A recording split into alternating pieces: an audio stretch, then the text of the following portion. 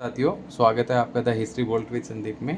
साथियों, आज का हमारा टॉपिक है राजस्थान के प्रमुख व्यक्तित्व और ये हमारी चौथी वीडियो होगी। इससे पहले हमने कई सारे अहम व्यक्तित्व के बारे में चर्चा की है और उन वीडियोस को अपलोड किया है।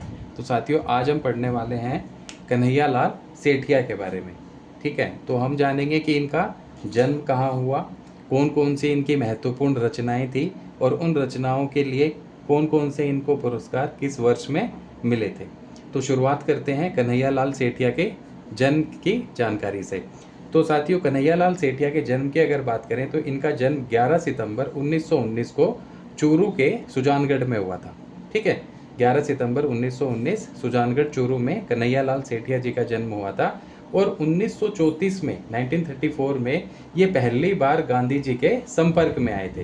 यानी गांधी जी से पहली बार इनका संपर्क हुआ था सन 1934 ईस्वी में। इसके बाद अगर हम देखें तो 1941 में क्या हुआ था साथियों, 1941 में इनका जो पहला काव्य संग्रह है जिसका नाम था वनफूल, ये प्रकाशित हुआ था।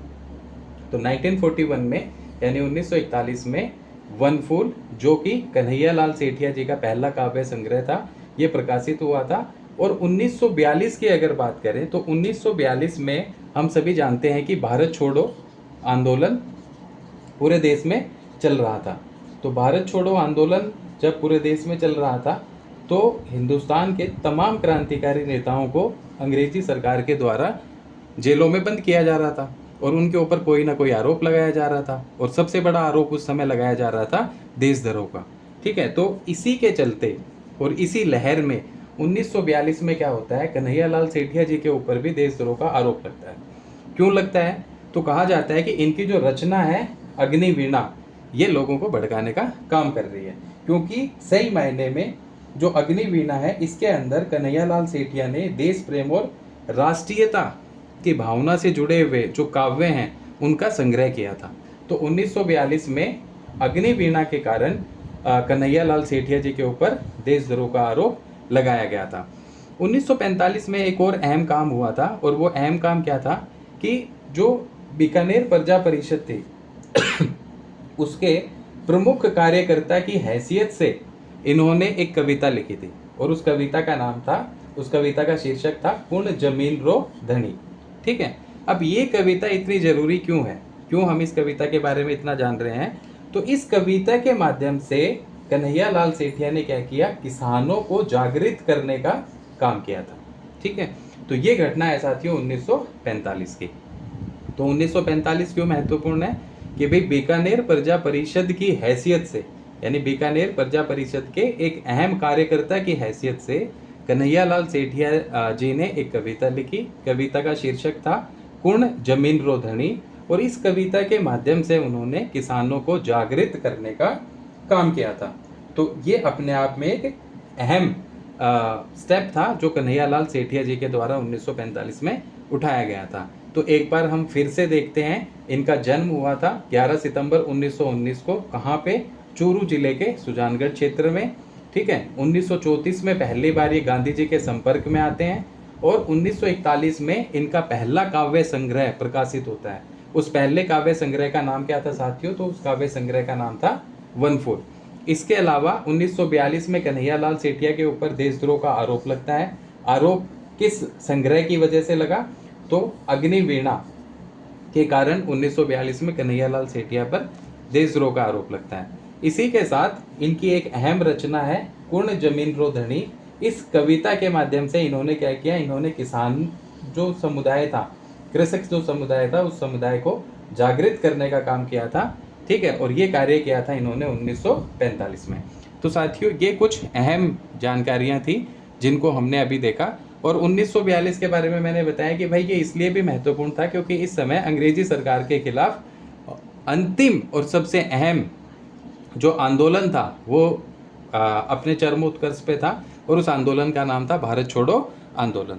इसके अलावा हम अगर आगे बढ़े तो हम देखते हैं कि कन्हैया लाल सेठिया जी के दो लोकप्रिय गीत भी रहे। ठीक है, वो दो लोकप्रिय गीत कौन कौन से थे? तो एक था धरती धोरारी। कई बार पूछा जाता है धरती धोरारी जो लोकगीत है ये किसकी रचना है? तो धरती धोरारी जो लोकगीत है ये रचना है कन्हैया लाल सेठिया जी की, जिनका जन्म 11 सितंबर 1919 में सुजानगढ़ क्षेत्र में होता है, जो कि वर्तमान में चूरू में है।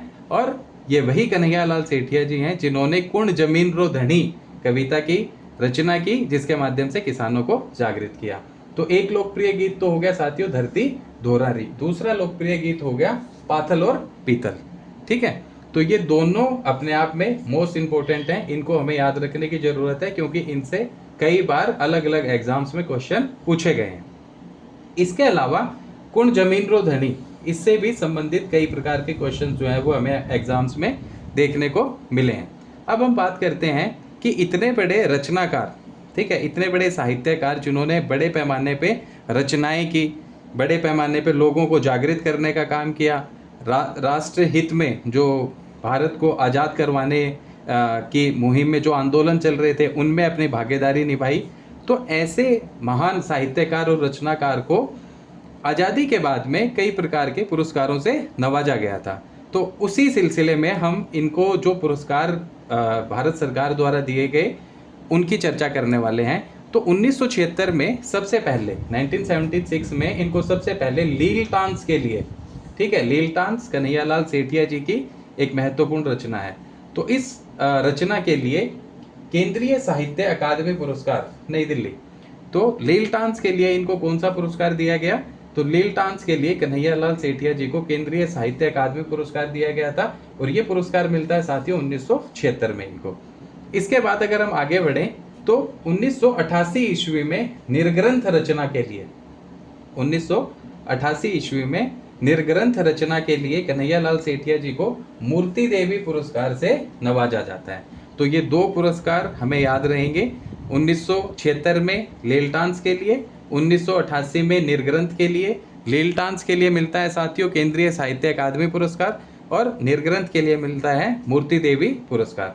इसके अलावा 1987 में कन्हैयालाल सेठिया जी को एक और जो उनकी अन्य रचना थी सबद, ठीक है, ये भी उनकी रचना थी, तो इस सबद के लिए एक पुरस्कार मिलता है और उस पुरस्कार का नाम था सूर्यमल मिशन पुरस्कार, जो दर्शाता है कि कितने महान साहित्यकार रहे थे कन्हैयालाल सेठिया जी। तो तीन अहम पुरस्कार हमारे सामने हैं। केंद्रीय साहित्य अकादमी पुरस्कार ने लील टांस के लिए 1976 में इनको पुरस्कार से नवाजा, मूर्ति देवी पुरस्कार इनको निर्ग्रंथ के लिए मिला 1988 में, और 1987 में सबद के लिए इनको मिलता है सूर्यमल मिशन पुरस्कार।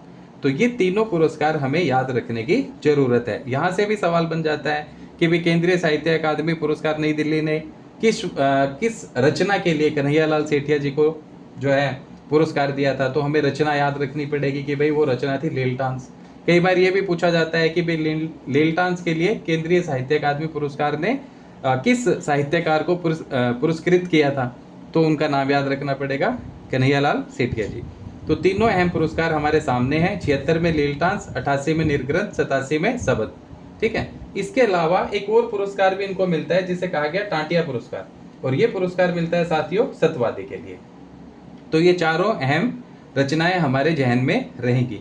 2004 में इनके योगदान को देखते हुए पद्मश्री पुरस्कार से इनको भारत सरकार द्वारा नवाजा जाता है, और 2012 में राजस्थान रत्न पुरस्कार से कन्हैयालाल सेठिया जी को नवाजा जाता है।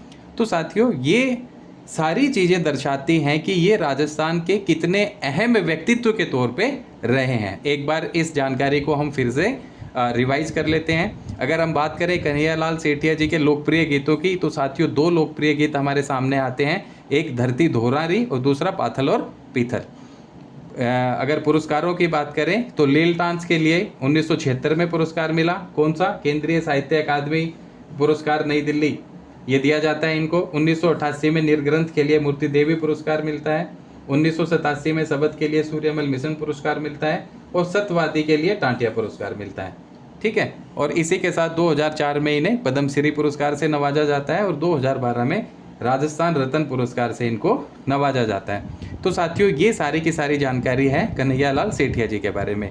तो एक बार अगर क्विक रिवीजन करें तो इनका जन्म 11 सितंबर 1919 सुजानगढ़ चूरू में हुआ, 1934 में गांधी जी के संपर्क में आए, 1941 में पहला काव्य संग्रह प्रकाशित हुआ जिसका नाम था वनफूल, 1942 में अग्निवीणा के कारण इनके ऊपर देशद्रोह का आरोप लगाया गया, 1945 में बीकानेर प्रजा परिषद के एक अहम कार्यकर्ता की हैसियत से इन्होंने एक कविता लिखी। कविता का शीर्षक था कुंड जमीन रो धनी, और इस कविता के माध्यम से इन्होंने किसानों को जागृत करने का काम किया। धरती धोरारी और धरती धोरारी तथा पाथल और पीतल, ये दोनों लोकप्रिय गीत थे कन्हैयालाल सेठिया जी के। 1976 में लील डांस के लिए केंद्रीय साहित्य अकादमी पुरस्कार, 1988 में निर्ग्रंथ के लिए मूर्ति देवी पुरस्कार, 1987 में शबद के लिए सूर्यमल मिशन पुरस्कार और सतवादी के लिए टाटिया पुरस्कार, 2004 में पद्मश्री और 2012 में राजस्थान रत्न पुरस्कार से इनको नवाजा जाता है। और साथियों 1 नवंबर 2008 को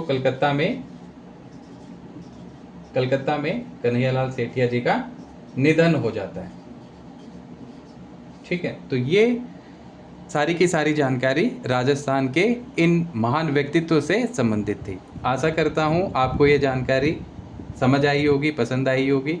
अगर आपको ये वीडियो अच्छी लगी तो आप जो है अपने अन्य साथियों के साथ भी इन जानकारियों को शेयर कर सकते हैं। हमारा channel the history volt with Sandeep को सब्सक्राइब कर सकते हैं, और बाकी और भी बहुत सारी राजस्थान हिस्ट्री से जुड़ी हुई वीडियोस प्लेलिस्ट में डाली गई हैं। इसके अलावा इंडियन हिस्ट्री से जुड़ी हुई कुछ वीडियोस डाली गई हैं, साथ ही साथ वर्ल्ड हिस्ट्री के कुछ अंशों को भी इस चैनल में आप लोगों के सामने पेश करने की कोशिश की गई है।